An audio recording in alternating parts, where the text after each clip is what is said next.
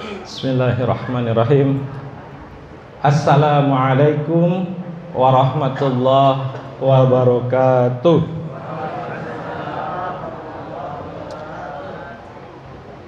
Al-Aqsa,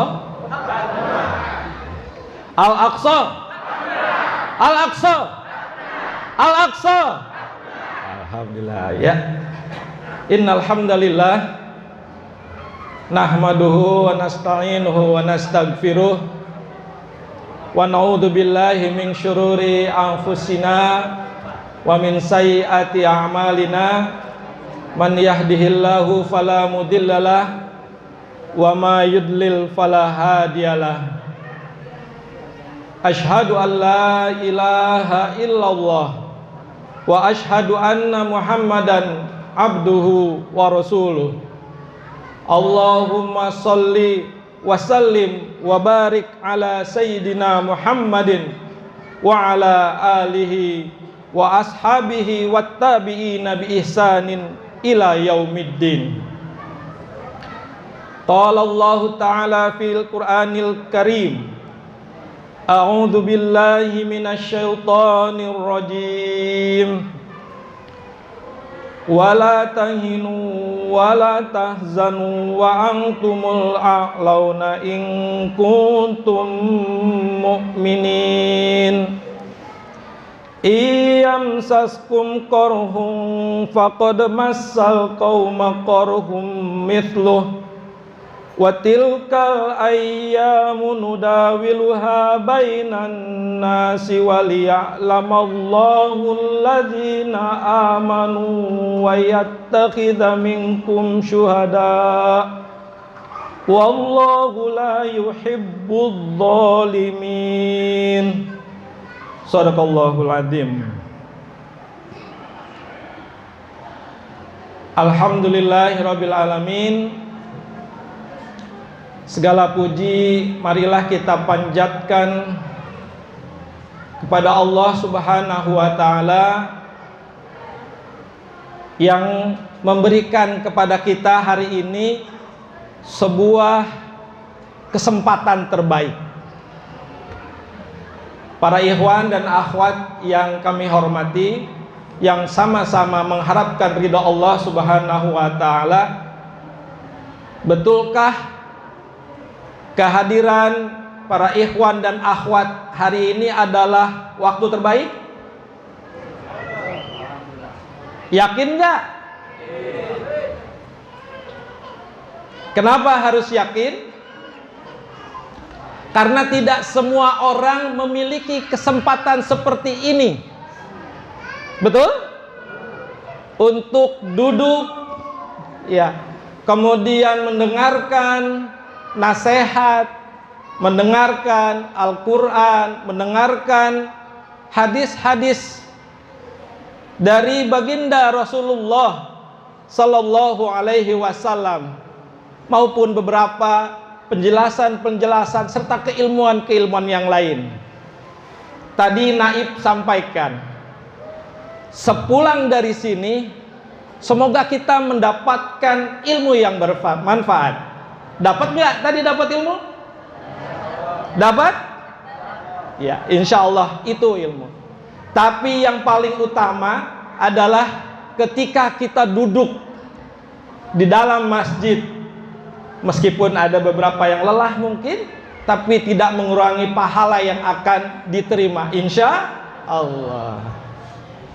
Salawat serta salam marilah kita tujukan kepada junjungan kita, role model bahasa kerennya ya sekarang, atau sosok yang menjadi sebab kita mendapatkan rahmat Allah hari ini, yaitu bisa hadir dan bertaslim ya, yaitu baginda Rasulullah Muhammad Sallallahu Alaihi Wasallam. Semoga juga kemuliaan tercurah kepada keluarga beliau, para sahabatnya, dan yang paling utama kita di yaumil akhir nanti mendapatkan syafaat beliau. Amin, Allahumma amin. para ikhwan dan akhwat, sebelum mengawal materi ini kami mengucapkan jazakumullah khairan katsiran kepada pengurus DKM Masjid Al-Furqon, Ustadz M. Sobri. Ada beberapa catatan Ustadz, mungkin doa dari kami, semoga Allah memberikan keistiqomahan kepada DKM untuk terus memberikan syiar Islam yang rahmatan lil alamin. Walaupun dengan segala kompleksitas permasalahan yang ada, tapi yakin mereka itu juga adalah orang-orang yang juga menjadi salah satu bagian dari jihad kita untuk mendapatkan atau merasakan rahmat Allah yang sebenarnya. Dan semoga seluruh muwakif ya dari DKM, dari Masjid Al-Furqon ini mendapatkan pahala yang terus berkelanjutan, ya, mendapatkan kemanfaatan atas wakaf yang diberikan oleh pendahulu-pendahulunya. Dan yang terutama bagi kita para ikhwan dan akhwat harus mencontoh bagaimana pendiri DKM ini sudah merasakan bonus, ya, kemanfaatan atas acara hari ini dan beberapa acara-acara yang lain. Untuk itu kita harus juga bersemangat untuk melakukan atau mensosialisasikan wakaf, ya, karena sekali lagi wakaf adalah salah satu, bukan salah satu, ketika wakaf itu kesadaran wakaf meningkat, maka riba akan turun. Jadi kami juga berdoa untuk diri pribadi dan semua para ikhwan akhwat, semoga kita juga bisa memberikan wakaf-wakaf terbaik dari rezeki yang kita miliki. Kemudian yang kami hormati juga Naib yang tadi agak takut dan malu-malu untuk berbicara tentang Yahudi dan Zionis. Ingat para ikhwan, Yahudi dan Zionis ini nggak perlu takut kita, karena sesuai konstitusi. Betul? Jadi kita berbicara ini bukan berbicara di luar konstitusi. Ya. Kalau kita tidak berbicara, kalau di luar konstitusi, mana mungkin Menteri Luar Negeri Ibu Retno Marsudi, ya, itu berbicara lantang di PBB. Jadi sekali lagi, berbicara Yahudi dan kejahatan Zionis itu konstitusional. Paham? Ya. Dan ini juga tidak melanggar dengan saudara-saudara kita yang lain. Karena kejahatan Zionis dan Yahudi itu benar-benar di luar nurul. Kalau istilah sekarang kan gitu ya, di luar nurul dan di luar pikri gitu ya. Pikir maksudnya Pak. Ini generasinya generasi ini. Kalau generasi sekarang disebutnya kejahatan atau genosida yang terjadi saat ini di Palestina itu adalah benar-benar di luar nalar. Jadi nurul itu plesetan dari nalar Pak ya. Fikri itu plesetan dari pikir gitu kan ya. Seperti itu. Nah, bahasa-bahasa seperti ini Bapak dan Ibu, para ikhwan dan akhwat sekalian, ini adalah bahasa zaman now. Yang mau nggak mau kita gunakan juga, biar apa? Biar nyambung. Ya. Kalau kalau sekarang ini di Twitter lagi rame tentang generasi K-pop yang bikin heboh gitu ya. Itu adalah gegap gempitanya demokrasi yang saat ini terjadi di kita. Tapi di sini kita juga perlu pahami bahwa berbicara kejahatan Zionisme yang terjadi di depan mata kita adalah konstitusional. Jadi udah nggak usah takut-takut lagi Pak, ya, karena sesungguhnya di depan preambul kita apa? Penjajahan di atas dunia ya harus dihapuskan. Ini pelajaran kita yang mungkin generasi sekarang, kalau alam ya, kalau kita kan dulu masih ada PMP apa ya, ada yang lulus P4 sudah punya sertifikatnya. Karena nih kelihatannya memang senior-senior saya semua ini di sini ya. Kita seangkatan. Nah, kalau yang anak-anak zaman now, yang anak-anak yang biasa di luar Nurul tadi, mereka tadi saya menarik tadi Ustaz Samsudin berbicara tentang pendidikan tadi ya. Karena mereka tidak mengenal, sehingga sebenarnya konstitusi kita itu benar-benar mencerminkan bagaimana perjuangan kita, khususnya Republik Indonesia, untuk menentang segala bentuk penjajahan. Jadi sekali lagi, tidak perlu takut karena konstitusi. Dan ini kedua, kenapa kita nggak takut? Kita karena ini sangat melanggar asas kemanusiaan. Tadi sudah disebutkan oleh Ustaz Samsudin, bahkan air hujan aja nggak boleh ditadahin. Masya Allah ya, subhanallah. Di luar Nurul benar-benar. Air hujan nggak boleh ditampung oleh mereka gitu kan ya. Kejahatan macam apa ini? Jadi sekali lagi kita juga menghimbau bahwa melalui mimbar ini kita menyampaikan kepada yang di dalam maupun yang di luar bahwa kejahatan Zionisme yang terjadi di Palestina ini benar-benar di luar dari asas kemanusiaan. Dan yang namanya manusia ya, yang namanya manusia yang memahami bahwa nilai-nilai kemanusiaan, pasti mereka menentang atas perilaku yang saat ini terjadi di bumi Palestina. Allahu Akbar. Para sesepuh dan seluruh ikhwan dan akhwat, ini baru pembukaan ya. Jadi baru pembukaan. Dan Masya Allah, Ibu, halo Ibu, sehat? Baik, ya. Sekarang saya pengen kasih hadiah kepada ibu-ibu.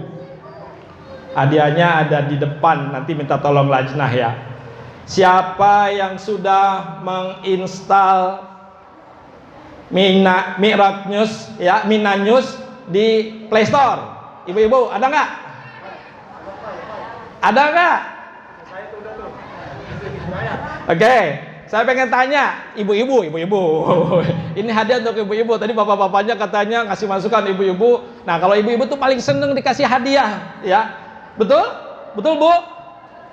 Oke, siapa yang ada? Ada berapa orang? Coba, Bu, izin dari muslimatnya.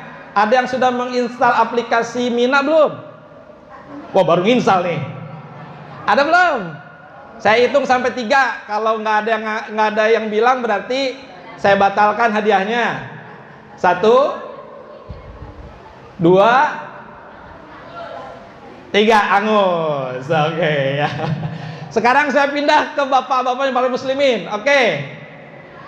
Yang sudah menginstal aplikasi Minanya berapa orang? 1, 2, 3. Oke. 4, 5. Ya, baik. Tapi kan saya nggak janjiin hadiah ya kalau untuk muslimin ya. Baik, nanti yang 5 orang minta amal lajnah ya. Yang 5 orang ya tadi ya, yang ngaku jangan semuanya ngaku ya. Nanti ada sedikit hadiah lah ya. Hadiah dari kami ya. Sedikit gimmick, oke? Kan sekarang lagi banyak gimmick ya, seperti itu. Baik. Para ikhwan dan akhwat yang sama-sama mencari rahmat Allah, fenomena mencari ilmu, mendatangi majelis ilmu itu memang diperlukan sebuah upaya yang luar biasa. DKM, panitia, atau lajnah atau apapun harus mencari solusi atau berusaha sekreatif mungkin ya saat ini untuk bisa terus menjadikan majelis-majelis seperti ini ramai. Kenapa? Karena majelis-majelis seperti ini sebenarnya sebuah sarana di mana kita berhenti sejenak dari aktivitas tanda kutip keduniawian kita untuk merefresh ya, karena sejatinya diri kita itu membutuhkan yang disebut vitamin ruhani. Jadi sekali lagi, menukil hadis dari yang diriwayatkan oleh hadis Imam Ahmad, Bagi yang saat ini di sini masih belum atau sudah luntur niatan untuk menuntut ilmunya, kami mengingatkan, kami membacakan sebuah hadis yang diriwayatkan dari hadis Imam Ahmad, yaitu selamat datang penuntut ilmu. Ya, sesungguhnya penuntut ilmu itu dikelilingi oleh para malaikat. Yakin nggak kita? Dan dinaungi oleh mereka dengan sayap-sayapnya. Sudah tahu sayap-sayap malaikat seperti apa? Ada dalam sebuah riwayat bahwa sayap malaikat itu dari ujung sampai ke ujung, betul? Seperti itu. Dan para malaikat itu berada di atas satu sama lainnya. Oke. Hingga langit pertama, karena mereka sangat mencintai apa yang ia cari, yaitu ilmu Allah. Di rumah ada masalah? Banyak. Kayak kan? Di kantor banyak masalah? Banyak. Maka doa sekarang, Pak. Ya. Saya tuh sering memberikan masukan kepada sama teman gitu ya. Kalau lagi kalut, kalau lagi ada masalah, datang ke kajian, datang ke majelis ilmu, duduk saja cukup, kemudian berdoa. Kenapa? Karena tadi kita meyakini bahwa para malaikat ada bersama di antara kita dan kita mendapatkan keutamaan. Dan disebutnya kajian ilmu itu disebut taman-taman surga. Baik. Belum masuk ke materi nih, ya, kita masih pendahuluan. Saya ingin mengingatkan juga, berapa hari lagi jelang Ramadan? Ayo, ada yang tahu? Berapa? 2 bulan. Tepatnya berapa hari? Loh, gimana ya? Kan syahrul Ramadan alladzi unzila fihil Quran, ya kan? Itu adalah salah satu bulan terbaik. Kok kita nggak nunggu-nunggu? Ya, Masya Allah. Kita harusnya sudah tinggal 63 hari para hewan ya. 63 hari lagi menjelang Ramadan ya. Semoga tadi dengan keutamaan ilmu, keutamaan doa, semoga kita diberikan kesempatan untuk mendatangi Ramadan, memasuki bulan Ramadan dan mendapatkan keutamaannya. Amin ya rabbal alamin. Tadi saya langsung dikasih PR sama Ustadz Samsudin. Berapa sih status ya kondisi antara kekuatan dari Zionis, kekuatan perang Zionis dengan kekuatan Palestina. Para ikhwan semuanya, tadi saya belum lanjutkan. Bagi yang belum mendownload Mina, mohon di-download ya. Salah satu cara Zionis itu mensosialisasikan kesalahan mereka adalah melalui media. Jadi kalau kita nggak punya media, maka kita akan mendapatkan asupan-asupan yang tentunya berdasarkan rekayasa mereka. Qadarullah, Mi'raj News ya, atau Mina 11 tahun lalu diikhtiarkan oleh Imamul Muslimin ya, Muhyiddin Hamidi sebagai bentuk bagian strategi komunikasi umat untuk menyampaikan berita-berita terkait umat Islam dan khususnya pembebasan Palestina. Jadi mohon sekali lagi, udah 11 tahun kok baru 5 orang yang download gitu kan, seperti itu. Coba saya tanya yang sudah ngedownload TikTok berapa lama, berapa orang? Banyak kan? Iya. Oke, atau yang ngedownload Twitter atau download yang lainnya ya. Jadi para ikhwan dan akhwat sekalian, Mina ini adalah ikhtiar kita ya untuk menyampaikan berita-berita. Karena tadi berita-berita itu Masya Allah ya, walaupun saat ini media cetak sudah hampir punah, tapi sekali lagi kita digempur dengan berita-berita yang ya kita sendiri tidak bisa memverifikasi. Insya Allah Mina dengan dukungan dan doa para ikhwan semuanya mampu mewujudkan ikhtiarnya dalam menghadirkan berita-berita terkait berita pembebasan Palestina dan juga pembebasan Al-Aqsa. Para ikhwan semuanya, kalau kita dapat statistik ya di media sosial, tentara Zionis itu jumlahnya 169.500 yang terkonfirmasi ya. Sementara menurut data yang ketahuan, yang Palestina itu hanya 37.200. 30.000 berbanding 170.000. Berapa persen coba? Ya, Masya Allah. Berarti 1 berbanding berapa tuh? Ya, segitulah Pak ya. Senjata artileri itu mereka memiliki 361 unit. Termasuk Merkava yang kemarin hancur itu kayak kaleng kerupuk. Ya. 361 unit. Oke? Sementara Palestina punya apa? Enggak ada. Enggak ke data, Pak. Ya, enggak ke data. Ada Syekh Ahmad Yasin, tapi tidak ada datanya. Rudal balistiknya punya berapa? 24 unit. Sudah dipakai belum rudal balistik ini? Wallahu alam ya. Nanti Bung Rudi bisa kasih konfirmasi itu. Ada rekan kami.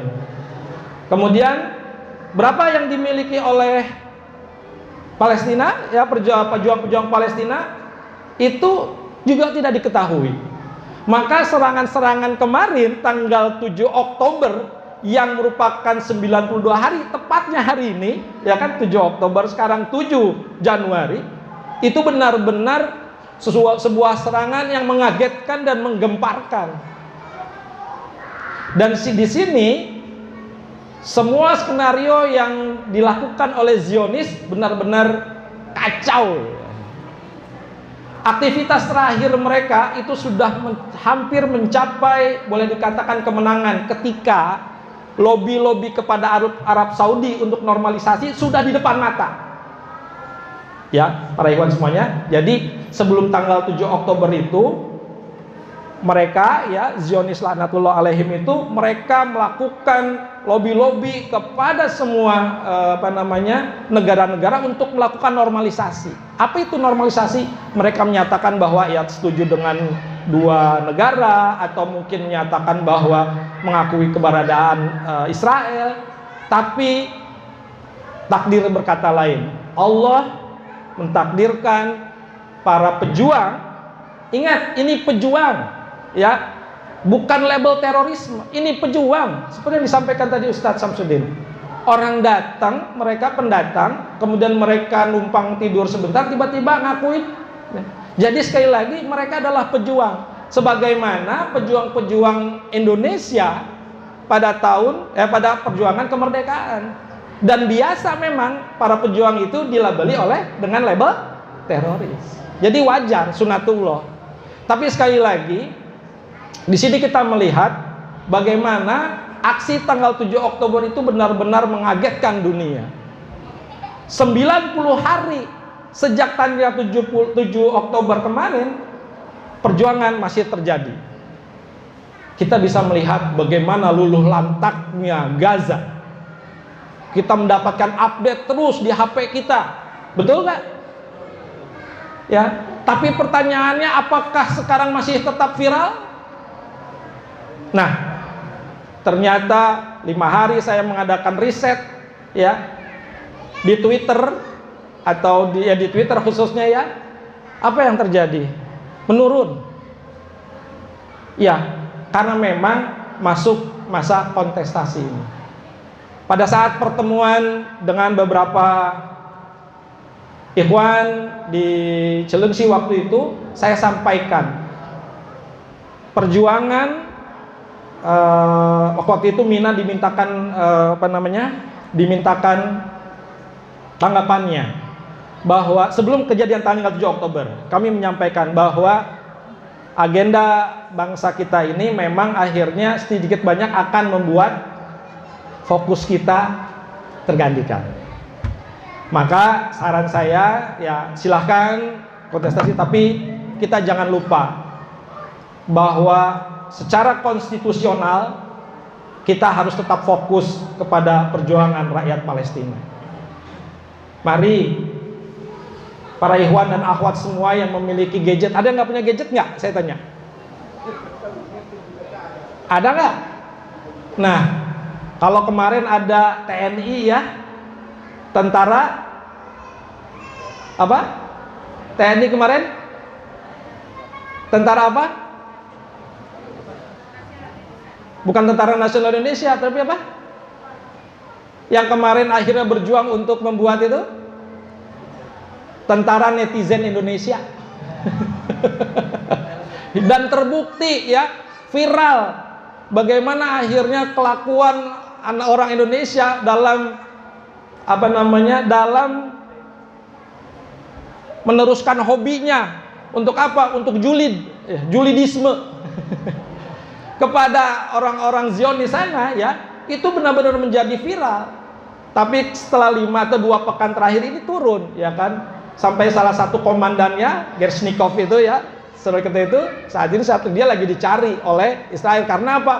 Mampu menggalang kekuatan julidisme ya rakyat Indonesia dan Malaysia khususnya kepadanya. Jadi para ikhwan semuanya, kalau ditanya apa usaha kita untuk bisa mendorong perjuangan Palestina, salah satunya lewat handphone ya, melalui tagar, melalui share, like, itu sangat-sangat signifikan ya, karena saat ini adalah zaman media sosial. Baik, di pembukaan tadi kami membacakan surat Ali Imran ayat 139 sampai 159. Pada saat proses pembuatan materi ini para ikhwan dan akhwat semua, saya riset juga. Saya melakukan riset. Tapi riset itu akhirnya menjadi Masya Allah, disimpulkan di menit-menit terakhir ketika kami membaca surat Ali Imran 139 sampai 159. Kalau para ikhwan perhatikan, saya tidak bisa menafsirkan karena tafsir itu ada ilmunya sendiri. Itu menjawab kondisi kita saat ini. Saya ingin tanya kepada para ikhwan dan para akhwat semuanya, ada yang lelah nggak dalam berjuang untuk Palestina? Jujur, saya ingin tanya kepada para ikhwan dan para akhwat, ada yang merasa lelah nggak untuk memperjuangkan Palestina merdeka? Ada. Demo lagi, tatawu lagi. Betul para ikhwan? Sudah berapa lama? Ratusan, kan gitu kan? Enggak ya para ikhwan ya. Para ikhwan dan semuanya, mari kita coba merenungi surat Ali Imran ayat 139 ini. Kami coba bacakan saja tadi yang sudah dibacakan. Kami coba bacakan artinya.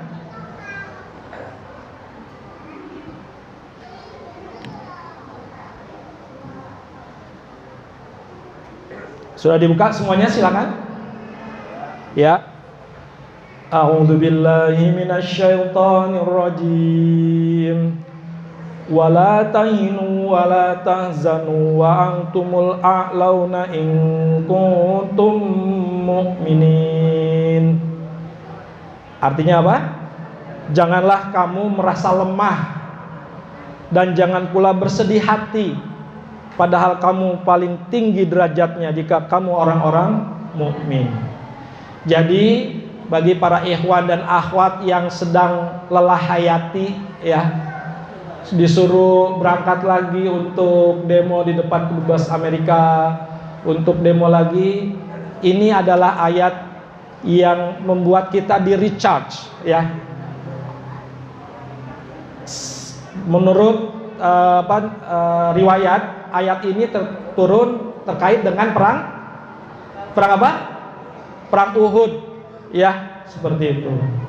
Saya lanjutkan, nanti dibahasnya di sesi lain. Kemudian saya lanjutkan.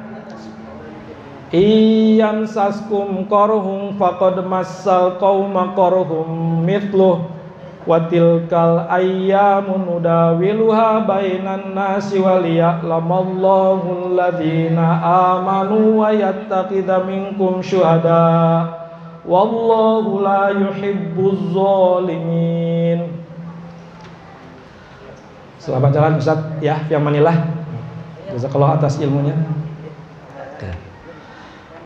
Para ikhwan semuanya, di ayat 40 terjemahannya adalah jika kamu mendapatkan luka, maka mereka pun mendapatkan luka yang serupa. Ini cerita tentang ketika 70 orang syahid di Uhud, ya. Bukan bersamaan. Yang sebelumnya juga ada yang mati, yaitu para pejuang Badar, bukan pejuang, para kaum kafir di Badar, 70 orang juga. Masa kejayaan dan kehancuran itu kami pergilirkan di antara manusia agar mereka mendapatkan pelajaran dan Allah mengetahui orang-orang yang beriman, dan sebagian kamu dijadikannya gugur sebagai syuhada, dan Allah tidak menyukai orang-orang yang zalim. Kondisi Palestina saat ini itu sangat-sangat memprihatinkan. Ya, para ikhwan dan akhwat semuanya sudah bisa melihat di timeline masing-masing bagaimana kondisi gedung, bagaimana kondisi rumah, bagaimana mereka yang ada di dalam reruntuhan. Apalagi yang kemarin ya, para seorang bapak yang kehilangan cucunya ya, seorang kakek yang kehilangan cucunya, dan itu menjadi viral di seluruh dunia, bahkan di Amerika sekalipun. Ya, mereka melakukan pemboikotan karena sekali lagi itu adalah sebuah cermin di mana rasa kemanusiaan sudah benar-benar dihancur totalkan oleh Zionis laknatullah. Tapi bagaimana sikap pemerintahnya? Ini kita lihat sikap pemerintahnya. Sikap pemerintahnya per pagi ini ya, salah satu utusan dari Amerika datang ya, sambil menandatangani peluru kendali yang ingin dikirimkan ke peluru-peluru yang dikirimkan ke para pejuang Palestina. Nah, disinilah perlunya kita disebut vitamin ruhani agar kita terus yakin bahwa kemenangan dan kekalahan itu sesuatu yang dipergilirkan. Kalau tadi Ustaz Samsudin sampaikan bahwa di ayat ini bahwa bagaimana dulu pernah menang di zaman Badar gitu. Kemudian di Uhud kita kalah. Tapi setelah kalah naik lagi kita menang, betul? Nah, jadi walaupun kekalahan bagi umat muslim itu adalah sebuah kemenangan. Karena sejatinya kekalahan dan kemenangan itu bukanlah tujuan. Saya ulangi lagi, kekalahan dan kemenangan itu bukan tujuan para ikhwan, tapi tujuan kita adalah beribadah kepada Allah. Jadi ada beberapa kajian bahwa kita jangan berniat menjadi mati di istilahnya di medan perang, nggak boleh gitu ya. Yang nggak boleh itu adalah kita berharap perang dan kemudian kita lari dari peperangan. Nah, yang dilakukan oleh para pejuang kemerdekaan di Palestina sana, mereka tidak pernah memulai ya. Kalau orang-orang melihat 7 Oktober itu adalah sebagai sebuah momentum akhirnya diperbolehkannya Zionis laknatullah menghancurkan Gaza dan Palestina, salah. Berarti mereka kurang jauh mereka belajarnya, kurang jauh mereka membacanya. Dan kita juga sebagai umat kurang mensosialisasikannya, bahwa jangan dilihat tanggal 7 Oktobernya, tapi kita lihat tanggal berapa? 1948. Saya yakin para ikhwan sudah hafal semua karena tiap kajian kita selalu disampaikan tentang ini. Nah, disinilah peran kita untuk terus mensosialisasikan bahwa kejahatan Zionis di Palestina itu adalah kejahatan yang tidak bisa kita diamkan, perlu sebuah perjuangan. Sebagai gambaran informasi terkini, 90 hari genosida. Jadi genosida itu adalah sebuah aksi untuk menghancurkan, membuli ya sebuah sebuah manusia atau kalangan manusia yang benar-benar tidak menghormati hak-hak mereka sebagai manusia. Terjadi sudah hampir 1876 pembantaian yang dilakukan oleh tentara Zionis penjajah. 29.000 orang ya syuhada dan orang hilang. 22.438 syahid yang tiba di rumah sakit. Nah, ini yang memprihatinkan lagi. 9.730 anak syahid. Ya, Masya Allah.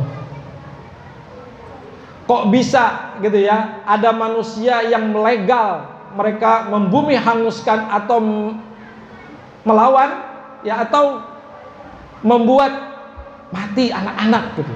Ada yang seperti itu. Dan mereka diperintahkan. Ini kan benar-benar di luar kemanusiaan.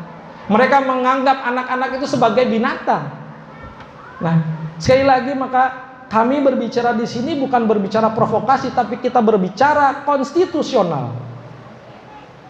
Ya, mari sebagai umat, baik umat Islam maupun manusia, kita harus peduli terhadap ini.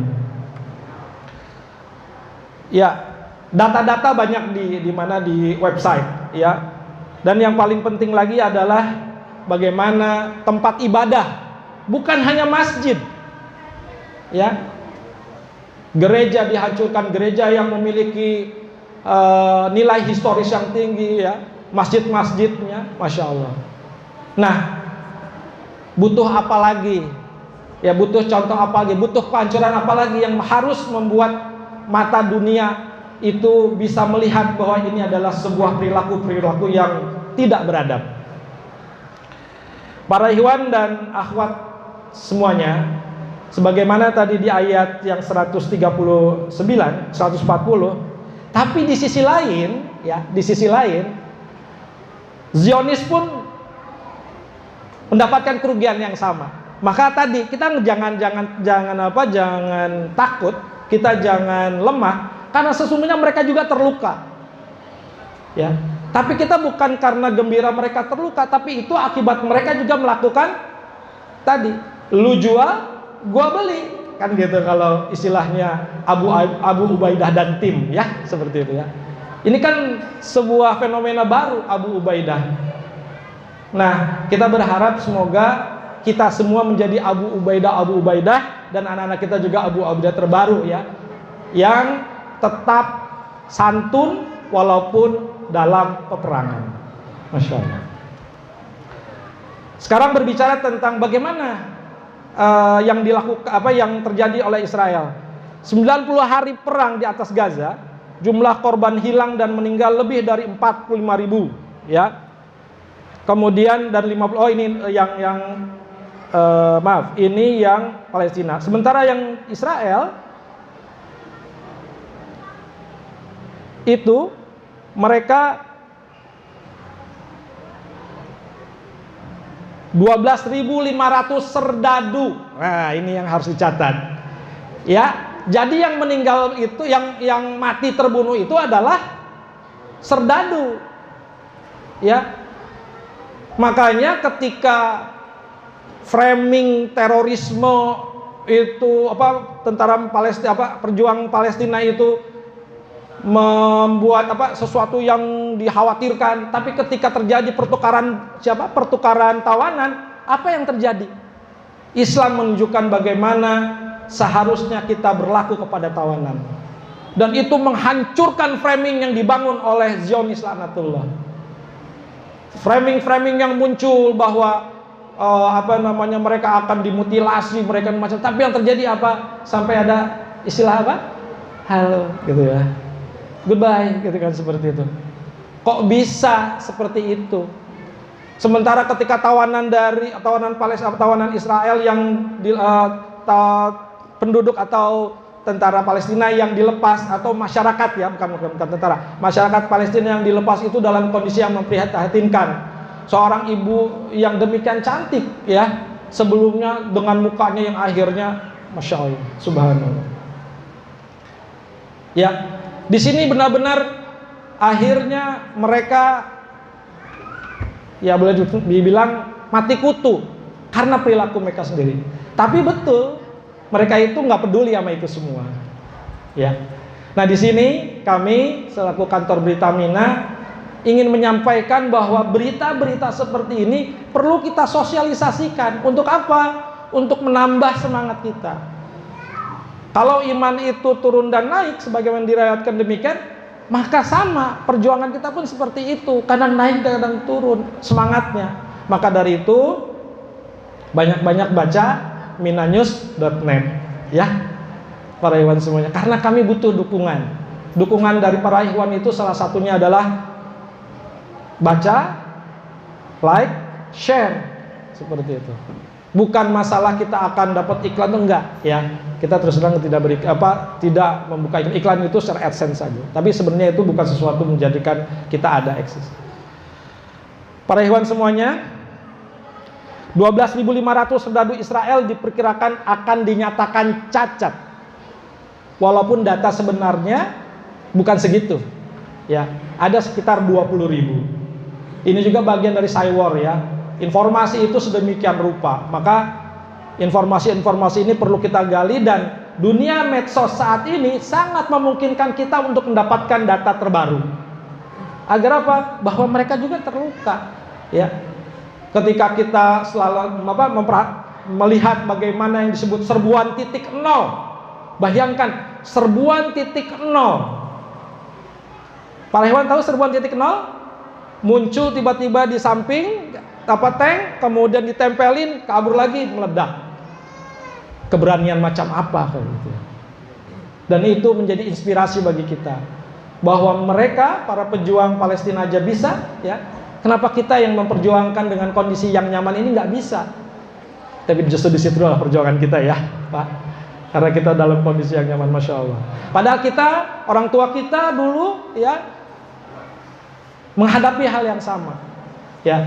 Jadi sekali lagi, jangan lupa kita bahwa perjuangan itu berat dan kita perlu dukungan. Dan tadi dia disampaikan dukungan pertama yaitu dari ulama Palestina.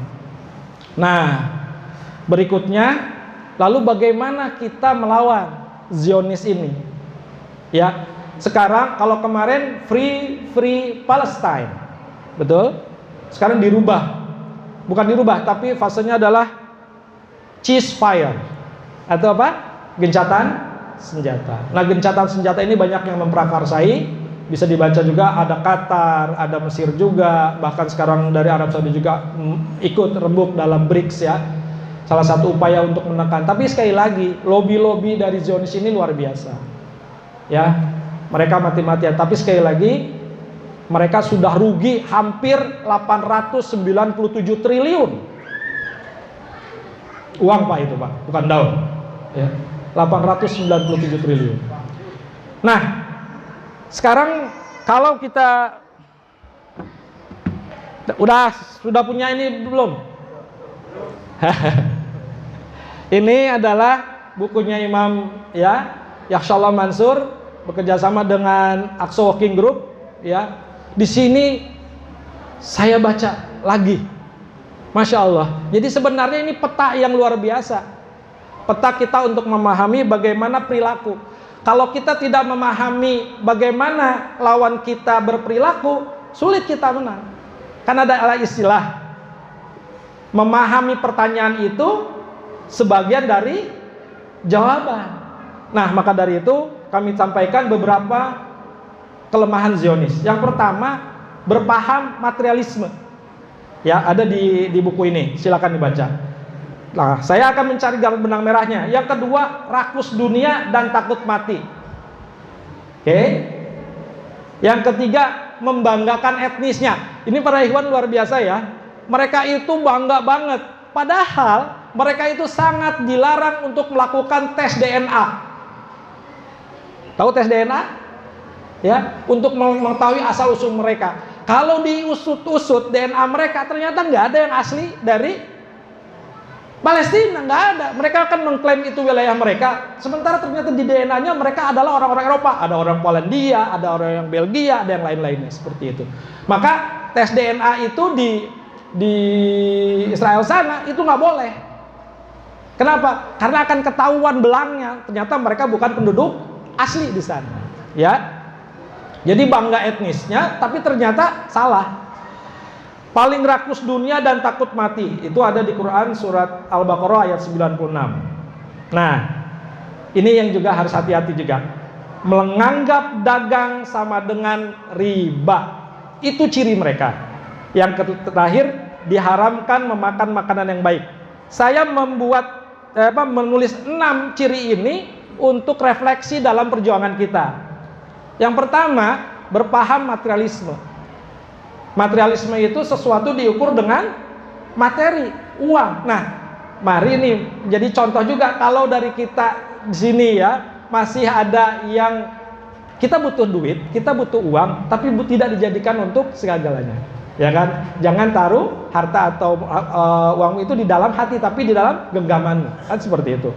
Nah, karena mereka itu berpaham materialisme, rakus dunia, kemudian takut mati dan menganggap dagang sama dengan riba, dan diharamkan makan yang baik, maka kesimpulannya aksi boikot ya itu merupakan aksi yang paling ditakuti. Ya. Walaupun sekarang kan muncul, wah ini berdampak kepada kita pelaku usaha seperti itu. Sebenarnya masalah dukung mendukung ya dalam dunia bisnis itu biasa.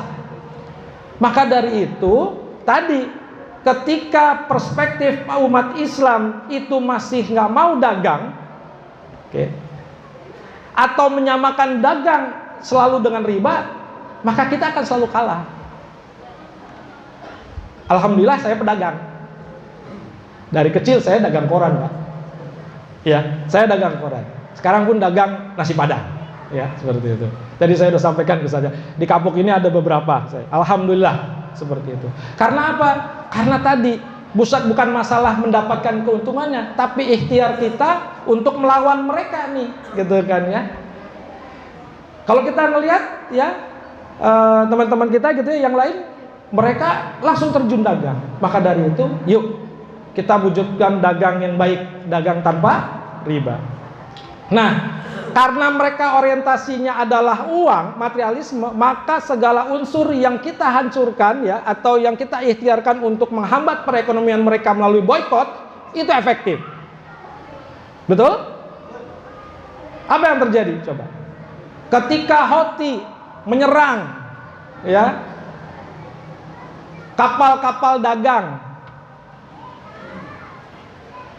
dari Eropa yang akan memasuki semenanjung Yaman gitu kan ya. Apa yang terjadi? Akhirnya mereka harus memutar ke Afrika, jauh 2 kali lipat, Pak. Sampai akhirnya Amerika mengirimkan kapal induknya. Tapi balik lagi sekarang kapal induknya gitu. Walaupun ada yang dilihat dari jauh, karena kasus kemarin yang terakhir mereka menggempur tentara Houthi ya, ada beberapa orang yang meninggal, kemudian akan dibalas mundur mereka karena khawatir eskalasinya meningkat. Kenapa mereka eskalasi meningkat? Dari kacamata saya pribadi, ketika ada dua fokus, maka yang terjadi mereka jadi tercerai-berai, ya enggak? Maka sudah fokus mereka adalah membantu Zionis lanatullah. Jadi mereka nggak mau juga menciptakan perang baru di semenanjung Yaman. Karena Iran sudah ngirim, kemudian tapi Iran sendiri udah diserang kemarin ya. Ya, sudah baca itu ya? Iran sendiri kemarin sempat diserang. Ya, jadi Yaman dan Iran sudah diserang, tapi ketika ingin di fight back ya, diserang balik, mundur seperti itu. Nah, para ikhwan semuanya, dari kelemahan Zionis tadi, maka tadi kita bisa melihat bagaimana dampak boikot itu sangat berpengaruh. Ketika ibu-ibu memilih untuk tidak belanja, ya kan, kepada produk-produk yang mendukung boikot, yang mendukung Zionis lanatullah, maka yang terjadi gempar, Pak. Ya, terjadi. Kita terasa betul perlambatan ekonomi ini. Maka kemarin McDonald yang yang internasional itu mereka komplain, bahkan mengajukan gugatan karena mereka mengalami kerugian. Artinya boikot ini berdampak. Walaupun kita nggak pernah makan di boikot, makan McDonald ya. Kita kan banyaknya makan Sabana ya. Halo, betul? Atau Hisana lah sekarang. Berarti terjadi apa? Ternyata sektor ekonomi itu benar-benar menjadikan satu alat untuk kita bisa berjuang. Ya para hewan ya, McD, Pizza Hut, Starbucks, ya kan? Mereka kena dampaknya. Walaupun mereka mengklaim kami sebenarnya tidak ada hubungannya, ya sudah, itu adalah sebuah konsekuensi seperti itu. Dan di sini adalah peluang kita bahwa ternyata sekecil apapun para akhwat, ibu-ibu, ya, wahai pejuang muslimat, halo, ya, jadi berbahagialah ibu-ibu yang terus konsisten untuk melakukan seleksi terhadap produk-produk yang mendukung Zionis. Berbahagia, Bu. Itu bagian dari amal soleh. Dan bapak-bapak berbahagialah yang memberikan kepada ibu-ibunya untuk berupaya memberikan tambahan, ya, tambahan untuk bisa berbelanja ke yang lain, seperti itu. Bahkan sekarang kan juga viral, anak-anak pun ketika melihat lambang itu, oh no, dari Palestina, gitu ya kan, seperti itu. Nah, bapak dan ibu, ternyata disinilah hikmah bahwa bukan saja mereka yang, kita saja yang terluka, mereka pun terluka. Nah, terakhir, masih berapa lama lagi, Ustaz? Habis? 7 menit lagi, baik. Dampak boykot ini bagaimana? Nah ini dia. Karena mereka itu sangat-sangat materialisme, maka yang terjadi setelah penutupan bab Al-Mandab yang ada di mana, di Yaman sana, itu kenaikan biaya pengiriman sebesar 50% dari Asia ke Israel. Saya pelaku usaha juga, saya melakukan ekspor. Akhir tahun 2022 itu biaya untuk kontainer itu sampai 100 kali lipat pasca Covid ya.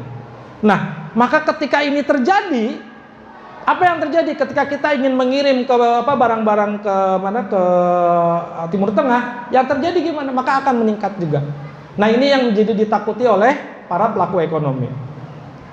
Nah, setelah terjadinya operasi Taufan Al-Aqsa, itu memberikan beban tambahan perekonomian. Ini sekarang kita berbicara ekonomi, ya. Kalau pernah tahu salah satu cara untuk menenggelamkan sebuah negara, yaitu hajar apanya? Ekonominya. Tahun 65, ya, bagaimana akhirnya proses ya G30 SPKI terjadi gitu kan, ketika ekonomi ambruk. Itu pun latar belakangnya ada Amerika di belakang. Tahun 97 ya kan, dimana kita dicap macam-macam, padahal itu juga bagian dari rekayasa mereka yang nggak mau melihat Indonesia maju. Oke, apa yang dihajarnya? Ekonominya. Oke, jadi sekali lagi isu terpenting dalam kemerdekaan Palestina selain dari akidah, ya, tauhid kita bahwa Masjidil Aqsa itu adalah masjid mulia, ya, yaitu adalah isu ekonomi, kemantapan ekonomi umat, ya, dalam bertarung dengan hegemoni Zionis, seperti itu. Nah, biaya perangnya itu diperkirakan mencapai 200 miliar shekel. Nah, alokasi kerugian kredit 7 kali lipat, tuh, luar biasa. Angkatan bersenjata Yaman yang melakukan serangan itu menyebabkan 44% ya dari semua kendaraan yang tiba di Israel itu menjadi salah satu penyebab ekonomi. Kemudian lembaga analisis yang lainnya, pertumbuhan ekonomi Israel turun ya cuma sekitar 1,5% akibat perang di Gaza ini, di Palestina ini. Dari 16% angkatan kerja di Israel akibatnya macet perekonomian. Nah, para ikhwan semuanya, ternyata para pemuda-pemuda sana yang tadinya para karyawan atau pekerja itu, mereka dialokasikan untuk apa? Untuk jadi tentara. Makanya kemarin viral kan, anaknya si itulah Anatullah satu itu, saya nggak mau nyebut namanya ya, karena aib untuk kita nyebut namanya itu satu presiden itu. Itu anaknya sendiri di Amerika nggak ikut perang. Ya, seperti itu. Dan ini juga yang menyebabkan. Kemudian pertumbuhan ekonomi Israel pada kuartal keempat tahun 2003 merosot 2,5%. Nah, ini lagi nih. Pemerintah Israel mulai tanggal 1 Januari kemarin terpaksa menaikkan harga bensin. Ya, cukup signifikan dari 0,07 dolar menjadi 2 dolar. Bayangin, dari 0,07 dolar per liter jadi 2 dolar. Berarti berapa persen tuh? Wah, di sini bisa rusuh. Tapi kemarin enggak ya. Alhamdulillah kita aman, berarti kita masih bisa bayar. Oke. Baik para ikhwan semuanya, intinya adalah para ikhwan semuanya, di sini kita bisa memahami bahwa ketika informasi ini terus kita bisa update dari sumber-sumber yang terpercaya, itu akan menambah ruh jihad kita. Jadi siap-siap saja kita akan demo lagi. Ya. Kenapa? Karena itu yang bisa kita lakukan. Apa demonya? Kita minta yang dilakukan sebagaimana yang terjadi kemarin di Turki, di Amerika Serikat ya, yang terbaru ini, atau di Yaman yang kemarin terbaru ya. Itu untuk bagaimana terjadi gencatan senjata. Nah, terakhir di 3 menit terakhir, para ikhwan sekalian, hikmahnya apa? 90 hari ini tentunya ada hikmah. Yang pertama, Islam mengajarkan kemanusiaan. Tuh, bagaimana tahanan diperlakukan tadi. Kemudian ada harapan bagi kebebasan tahanan yang luar biasa ya. Walaupun akhirnya muncul tahanan-tahanan baru. Kemudian memulihkan harapan diaspora akan kembali. Diaspora itu adalah orang-orang Palestina yang tersebar ya, yang mengungsi, termasuk yang sering bersama kita, Syekh siapa namanya? Bukan Syekh yang sering hadir itu. Itu kan ya, Masya Allah ketika saya datang ke tempatnya, Masya Allah itu. Kemudian kepercayaan diri bangsa Arab naik bahwa Zionis bisa dikalahkan. Selama ini kan mereka sangat-sangat dengan perang 5 hari itu ya, mereka kan bangga sekali. Tapi sekarang 90 hari ya, Masya Allah, keyakinan akan pembebasan Al-Aqsa meningkat. Kemudian yang pastinya kita bisa fight back ya. Ketika itu menyerang dengan segala rupa mereka melakukan tekanan, tapi alhamdulillah para pejuang melakukan penyerangan lebih dahulu. Kemudian berhasil mematahkan isu isu tentara. Digadang-gadang bahwa tentara Zionis itulah tentara-tentara yang bagus, hebat. Ternyata mereka adalah tentara yang memakai popok. Gitu ya. Dan meretakkan peradaban barat. Orang yang nggak pernah tahu Palestina sekarang tahu. Orang yang nggak pernah tahu Islam berbondong-bondong mereka lihat bagaimana Islam dipraktekkan oleh saudara-saudara kita ya, Abu Ubaidah CS. Dan pertama kalinya Zionis kehilangan 2.500 orang dan mereka mengungsi 500.000 orang. Ya. Kemudian batalnya normalisasi, batalnya deal of century, mengusir umat Islam dari Palestina, bahkan semua mengecam ketika juru bicara Amerika bicara tentang mengusiran rakyat Palestina dari Palestina ya. Kemudian membesarnya keretakan di antara mereka. Dan terakhir menggulingkan sistem media dan kebohongan.